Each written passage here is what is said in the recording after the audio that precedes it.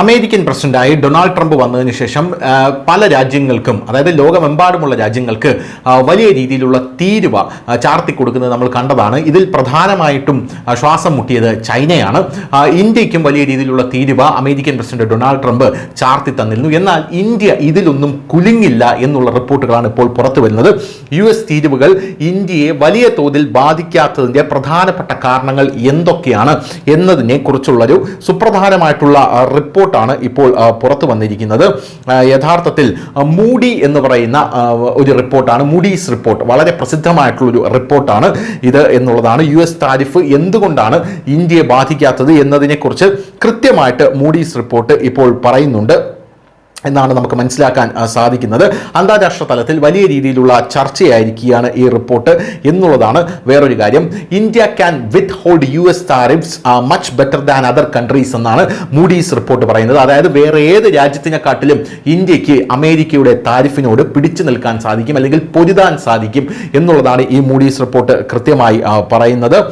ആഭ്യന്തര വളർച്ചാ ചാലക ശക്തിയും കയറ്റുമതിയിലുള്ള കുറഞ്ഞ ആശ്രയത്വവും കാരണം മൂഡീസ് റിപ്പോർട്ട്സ് സ്വകാര്യ ഉപഭോഗം വർദ്ധിപ്പിക്കുന്നതിനും ഉൽപാദനശേഷി വർദ്ധിപ്പിക്കുന്നതിനും അടിസ്ഥാന സൗകര്യ ചെലവ് വർദ്ധിപ്പിക്കുന്നതിനുമുള്ള ഇന്ത്യൻ സർക്കാരിന്റെ സംരംഭങ്ങൾ ആഗോള ഡിമാൻഡ് ദുർബലമാക്കുന്ന പ്രതീക്ഷയെ മറികടക്കാൻ സഹായിക്കും എന്നാണ് ഈ മൂഡീസ് റിപ്പോർട്ട് പ്രധാനമായും ചൂണ്ടിക്കാണിക്കുന്നത്.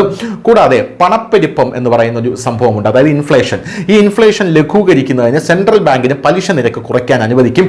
ഇത് സമ്പദ് വ്യവസ്ഥയെ കൂടുതൽ പിന്തുണയ്ക്കും എന്നും മൂഡീസ് റിപ്പോർട്ട് പ്രധാനമായും പറയുന്നുണ്ട്. എന്തുകൊണ്ടാണ് താരിഫുകൾ ഇന്ത്യയെ വലിയ തോതിൽ ബാധിക്കാത്തത്? ചരക്ക് വ്യാപാരത്തിലുള്ള ഇന്ത്യയുടെ പരിമിതമായ ആശ്രയത്വം, ശക്തമായ സേവന മേഖലയും ചേർന്ന് US താരിഫിനെ പോലുള്ള ബാഹ്യ ആഘാതങ്ങളിൽ നിന്ന് സമ്പദ് വ്യവസ്ഥയെ സംരക്ഷിക്കുന്നു എന്നാണ് മൂഡീസ് റിപ്പോർട്ടിന്റെ പ്രധാനപ്പെട്ട ഒരു പോയിന്റ് എന്ന് പറയുന്നത്. വൈവിധ്യമാർന്ന പ്രവർത്തനങ്ങൾ ഉണ്ടായിരുന്നിട്ടും ഓട്ടോമൊബൈൽ പോലുള്ള കയറ്റുമതി അധിഷ്ഠിത വ്യവസായങ്ങൾക്ക് ആഗോള വ്യാപാര തടസ്സങ്ങളുടെ ആഘാതം അനുഭവപ്പെടുമെന്നും മൂഡീസ് റിപ്പോർട്ട് പറയുന്നുണ്ട്. അതായത് എന്നിരുന്നാൽ പോലും ഓട്ടോമൊബൈൽ കയറ്റുമതിയിൽ കുറച്ച് പ്രശ്നങ്ങൾ അനുഭവപ്പെടുമെന്നാണ് മൂഡീസ് റിപ്പോർട്ട് പറയുന്നത്. ആഗോള അനിശ്ചിതത്വങ്ങൾ ചൂണ്ടിക്കാട്ടി ഈ മാസം ആദ്യം മൂഡീസ് ഇന്ത്യയുടെ 2025 സാമ്പത്തിക വളർച്ചാ പ്രവചനം 6.7% നിന്ന് 6%, 3% എന്നിരുന്നാലും G20 സമ്പദ് വ്യവസ്ഥകളിലെ ഏറ്റവും ഉയർന്ന വളർച്ചാ പ്രവചനമാണ് എന്നുള്ളതും വേറൊരു പ്രധാനപ്പെട്ട കാര്യമാണ്.